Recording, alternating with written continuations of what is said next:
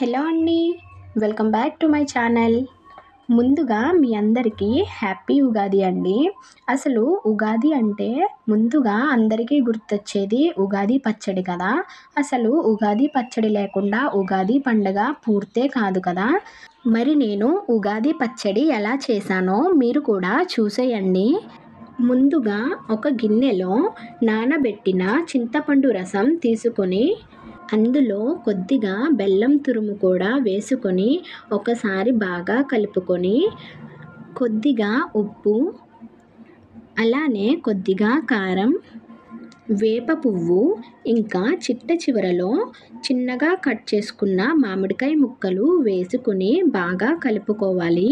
ఇంకా ఉగాది పచ్చడి అయితే రెడీ అయిపోయింది.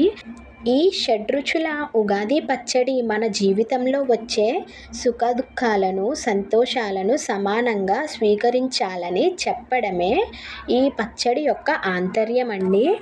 తెలుగు సంవత్సరం ఈ రోజు నుండే ప్రారంభమవుతుంది.